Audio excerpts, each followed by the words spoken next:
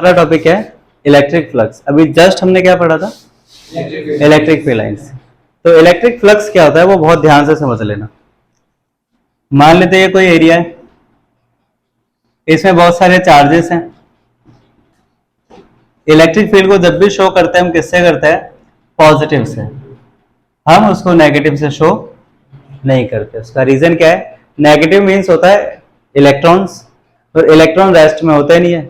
Electrons क्या होंगे? लगातार मूव करते रहेंगे, और जब इलेक्ट्रॉन यानी कि चार्ज मूव करता है तो इलेक्ट्रिक फील्ड तो बनता ही है, और साथ ही साथ क्या बन जाता है? मैग्नेटिक फील्ड भी बन जाता है। तो फिर हमें मैग्नेटिज्म भी पढ़ना पड़ेगा यहाँ पर। इसलिए हम फिलहाल इलेक्ट्रिक फील्ड को समझने के लिए हमेशा सिंबल क्या काम में लेते हैं, क्योंकि पॉजिटिव चार्ज मूव नहीं करता तो वो रेस्ट में रहेगा, और जो चार्ज रेस्ट में होता है तो वो क्या बनाता है? Electric field. और अभी जस्ट हमने थोड़ी देर पहले क्या बोला था कि जो पॉजिटिव चार्ज होता है उसके अंदर से इलेक्ट्रिक फील्ड लाइंस निकलती है। तो ये जो सारे पॉजिटिव चार्ज है, और ये मान लेते हैं एक फुटबॉल है जिसके अंदर क्या भरे पड़े हैं? चार्ज भरे पड़े हैं। अब इन चार्ज के अंदर से क्या निकल रही होंगी? Electric field lines. अब वो इलेक्ट्रिक फील्ड लाइंस कहाँ निकलने की कोशिश करेगी? बाहर। अब हम मान लेते हैं कि हमने इसके अंदर एक छोटा सा होल कर दिया। अब होल जैसे ही कर दिया, ये सारी लाइंस इस होल के अंदर से बाहर जाना स्टार्ट कर देंगी। समझ में आ गया? इतनी बात समझ में आ गई? जैसे आपको हम सभी है, हम इस कमरे में बंद है। अब हमारे अंदर से मान लेते हैं पॉजिटिव चार्ज है, तो हमारे अंदर से इलेक्ट्रिक फील्ड लाइंस निकलेगी। अब जब वो इलेक्ट्रिक फील्ड लाइंस निकलेगी तो बंद है कमरा। अब मैं इसमें से एक खिड़की विंडो को खोल देता हूँ या मैं गेट को खोल देता हूँ, वो सारी लाइंस कहाँ निकलेगी? उस गेट से बाहर निकलेगी। वैसे ही एक हमने ये कोई सिस्टम ले लिया, इस सिस्टम में बहुत सारे चार्ज हैं। अब उन चार्ज के अंदर से क्या निकल रही होंगी? Electric field lines. बट ये बंद था, मैंने उसमें एक छोटा सा एरिया ओपन कर दिया। मान लेते हमने जो एरिया ओपन किया वो कितना है? ds। तो इसमें से इलेक्ट्रिक फील्ड लाइंस बाहर जाने लग गई। तो इलेक्ट्रिक फ्लक्स होता क्या है कि इस छोटे से एरिया में से कितनी इलेक्ट्रिक फील्ड लाइंस बाहर निकल गई, उस क्वांटिटी को हम क्या कहते हैं? Electric flux. यानी कि डेफिनेशन क्या बनी? The number of electric field lines passing through this unit area in this electric field. और जब भी ये बाहर निकलती है परपेंडिकुलर निकलती है सरफेस के। समझ में आ गया? जब यहां से बाहर निकलेगा, मैंने बताया था अभी जस्ट इलेक्ट्रिक फील्ड लाइंस में, आपको पता है इलेक्ट्रिक फील्ड लाइंस में कि पॉजिटिव चार्ज से जब इलेक्ट्रिक फील्ड लाइंस बाहर निकलती है तो परपेंडिकुलर टू दी सरफेस निकलती है। कैसे निकलती है? Perpendicular to the surface. तो जब ये बाहर निकलेगी तो ये भी कैसे निकल रही है? सरफेस के परपेंडिकुलर। समझ में आ गया? अब एक समस्या आती है हमारे पास। समस्या क्या आती है कि चार्ज जो होता है, इलेक्ट्रॉन जो होता है वो इमेजिनरी होता है। चार्ज कैसे होता है? इमेजिनरी। अब जो चीज इमेजिनरी है उसको हम देख ही नहीं सकते, तो उनके अंदर से निकलने वाली इलेक्ट्रिक फील्ड लाइंस कैसे देखेंगे? तो फिर इस स्मॉल एरिया में से कितनी लाइंस बाहर निकल गई उसको काउंट कैसे करेंगे? पॉसिबल ही नहीं है। तो फिर इलेक्ट्रिक फ्लक्स को कैसे फाइंड आउट करें? उससे पहले एक बात का जवाब देना। जैसे मैंने छोटा सा एरिया बनाया तो इसलिए इलेक्ट्रिक फील्ड लाइंस कम निकलेगी एक बार को बाहर। अगर मैं इस एरिया को बड़ा कर दूं तो इलेक्ट्रिक फील्ड लाइंस ज्यादा निकलेगी। यानी कि अगर मैं इसके साइज को बढ़ाता हूं तो चीजें इंक्रीज हो रही है, और इंक्रीज करने का अगर जब भी कहीं पर इंक्रीमेंट होता है, इंक्रीज होता है कुछ भी, तो उसके दो तरीके होते हैं मैथमेटिक्स में। या तो हम प्लस करते हैं तो इंक्रीज होता है, या हम मल्टीप्लाई करते हैं तो इंक्रीज होता है। समझ में आ गया? पर समस्या आ चुकी थी कि हम इलेक्ट्रिक फ्लक्स को फाइंड आउट कैसे करें, क्योंकि इलेक्ट्रिक फ्लक्स तो ये होता है कि how many number electric field lines are passing through this unit area, but we can not see them. हम उनको देख ही नहीं सकते, तो हम काउंट कैसे करेंगे? तो उन्होंने उसका एक तरीका ढूंढा। उन्होंने कहा कि हम क्या करें, कैसे हम फाइंड आउट करें इलेक्ट्रिक फील्ड लाइंस को। तो उन्होंने कहा अगर यहां पर चार्ज है ना, तो यहां पर इलेक्ट्रिक फील्ड भी बनेगा। हमने जो एरिया ले रखा है, अगर हमने इसको वेक्टर में कहा है तो इसको भी हम क्या ले लेते हैं? Area vector.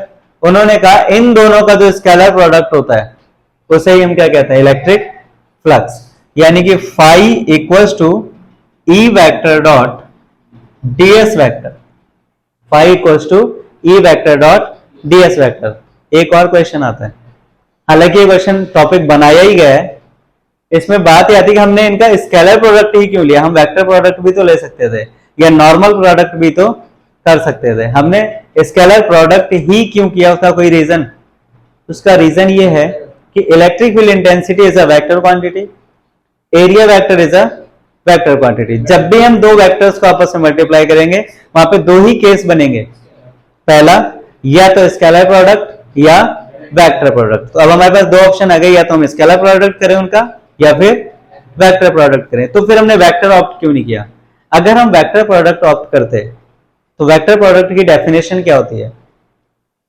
अगर हम दो वेक्टर्स को मल्टीप्लाई करें और आंसर वेक्टर ही आए तो हम उसे वेक्टर प्रोडक्ट कहते हैं। अगर हम दो वेक्टर को मल्टीप्लाई करें और आंसर स्केलर आए तो हम उसे क्या कहते हैं? Scalar product. और अभी जस्ट मैंने डेफिनेशन के बारे में बात की है कि इलेक्ट्रिक फ्लक्स की डेफिनेशन क्या होती है? The number of electric field lines passing through unit area, number, quantity, जिसे हम मैग्नीट्यूड भी कहते हैं। और मैग्नीट्यूड किस में होता है? स्केलर्स में होता है। दैट इज वाई हमने फ्लक्स को डिफाइन करने के लिए ई वेक्टर डॉट डीएस वेक्टर, हमने क्रॉस का यूज में नहीं लिया। हम नॉर्मल ईडीएस भी नहीं ले सकते थे। रीजन बिकॉज दोनों वेक्टर है तो हमें दोनों को वेक्टर में भी डिफाइन करना पड़ेगा। समझ में आ गया क्या? क्लियर? तो डायरेक्शन भी होता है ना, तो मैग्नीट्यूड में डायरेक्शन नहीं होता। आपसे क्या पूछा है? The number of electric field lines. For example यहां पर कितनी चेयर्स है? मान लेते हैं यहां पे 25 चेयर्स है, तो 25 के साथ में डायरेक्शन थोड़ी बताओगे आप। यहां से मैंने 25 चेयर्स को बाहर निकाल दिया तो आप बोलोगे 25 चेयर्स विथ डायरेक्शन? नो, आप बताओगे क्वांटिटी, कितनी चेयर्स बाहर गई। तो हम नंबर बता रहे हैं ना, नंबर यानी कि क्वांटिटी, क्वांटिटी यानी कि मैग्नीट्यूड। और मैग्नीट्यूड किस में होता है? स्केलर क्वांटिटी में। तो हमें पता है कि हम जब दो वेक्टर्स को मल्टीप्लाई करेंगे तो हम जो आंसर निकाल रहे हैं वो खुद स्केलर क्वांटिटी है। तो अगर मुझे स्केलर ही आंसर लेकर आना है तो मुझे प्रोडक्ट कौन सा करना पड़ेगा? Scalar product. हम वेक्टर प्रोडक्ट नहीं कर सकते क्योंकि वेक्टर प्रोडक्ट करने पर आंसर क्या आएगा हमारा?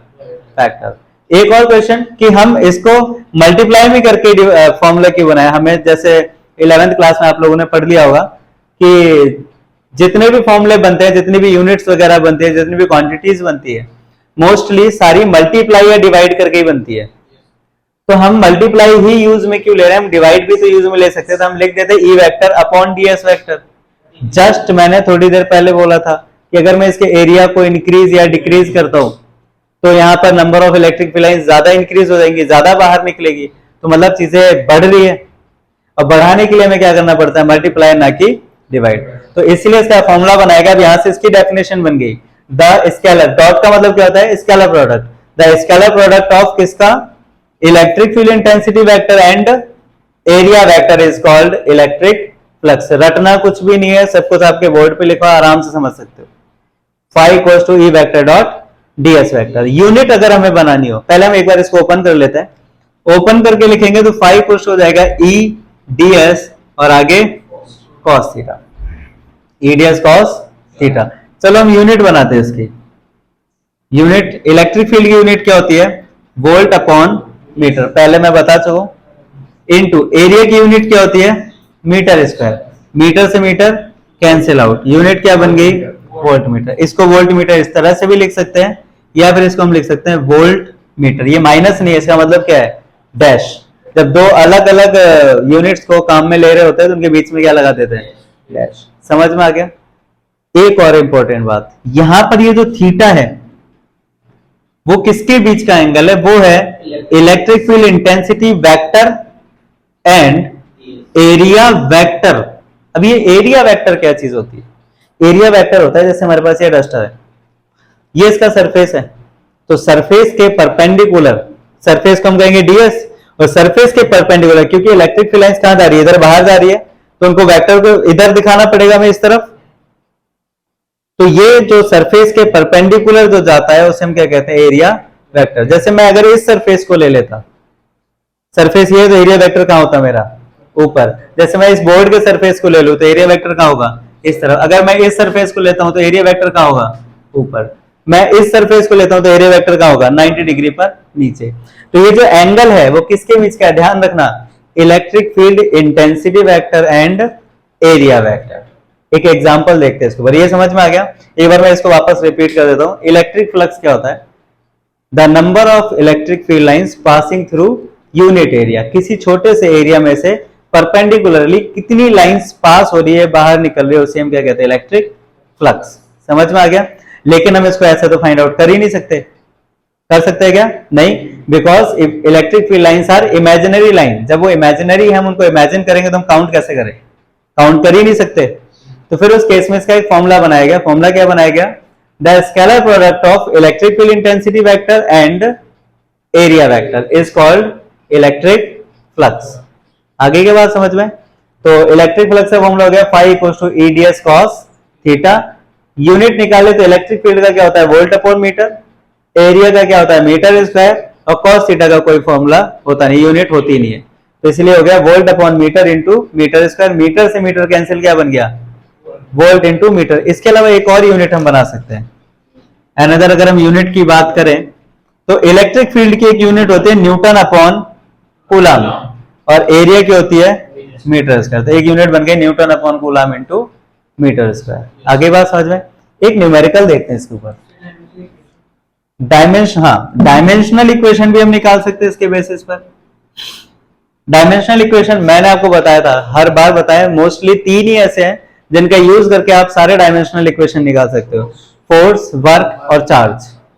फोर्स, वर्क और चार्ज। फोर्स के लिए अब न्यूटन से देखते हैं। फोर्स के लिए क्या हो गया? m1 l1 t-2 upon charge के लिए मैंने बताया था a1 t1 मीटर स्क्वायर यानी कि L2। तो अब देखते हैं इनका क्या बना। M1 L1 और L2 कितने हो गए? L3। T1 ऊपर जाएगा -1 और -1 और -2 कितना हो गया? -3 a -1। This is the dimensional equation of electric flux. और एक चीज का ध्यान रखना, इलेक्ट्रिक फ्लक्स कैसी क्वांटिटी है? स्केलर। इसके ऊपर किसी तरह का कोई वेक्टर नहीं आता है। रीजन, इसमें केवल मैग्नीट्यूड होता है, डायरेक्शन नहीं होता। ये हमेशा सरफेस के परपेंडिकुलर निकलेगी, तो इनका डायरेक्शन फिक्स है। हमेशा कैसे निकलेगी? सरफेस के परपेंडिकुलर। जब कोई डायरेक्शन चेंज करता है तो हम उसको वेक्टर कहते हैं। जब कोई चीज फिक्स हो जाती है तो उसको हम वेक्टर नहीं कहते। हम इसको एक न्यूमेरिकल से समझ लेते हैं।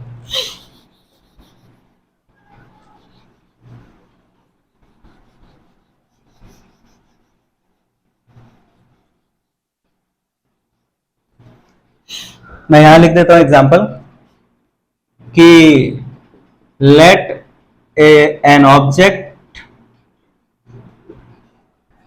मतलब object of area, direct area लिख देता हूं, 40 into 10⁻⁻4 metre square is placed at 30 degree in electric field of, मान लेते कुछ भी, 10 इंटू 10⁻³ न्यूटन अपॉन कूलम। समझ में आ गया? देन फाइंड आउट इलेक्ट्रिक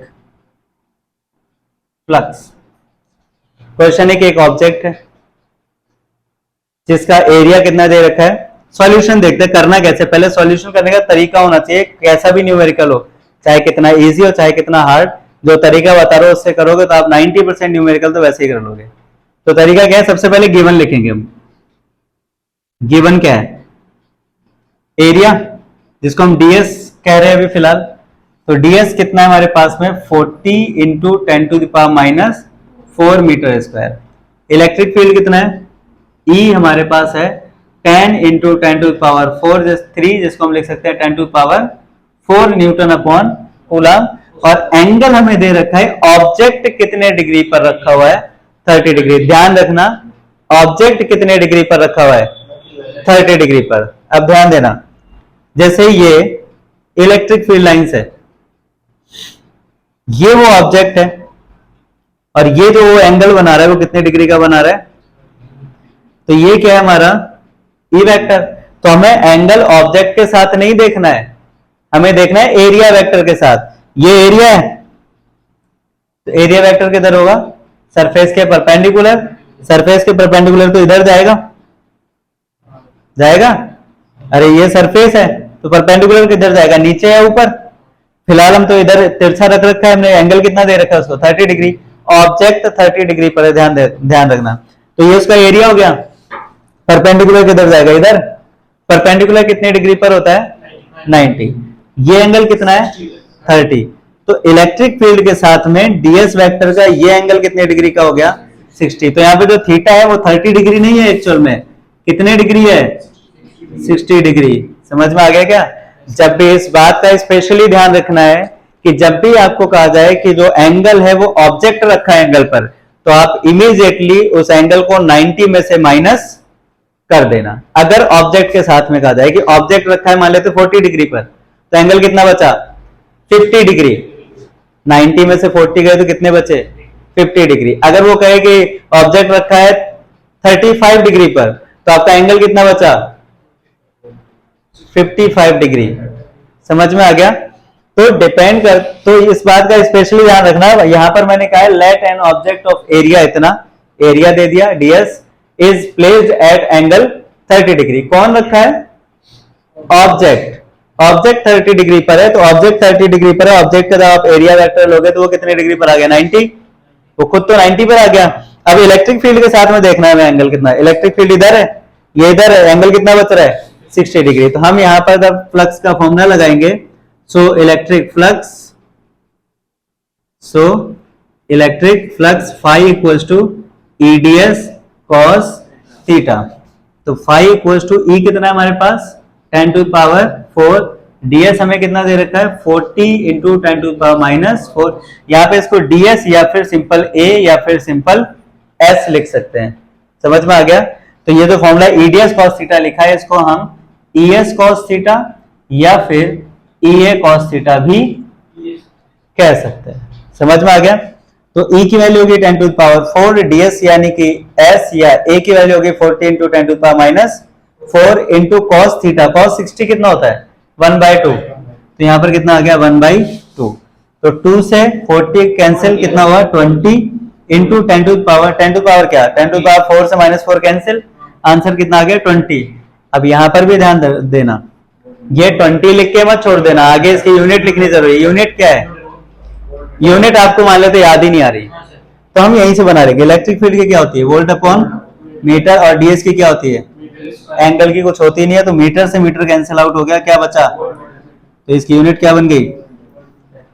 समझ में आ गया? ये था हमारा इलेक्ट्रिक फ्लक्स। क्लियर? बाकी अपन नेक्स्ट टाइम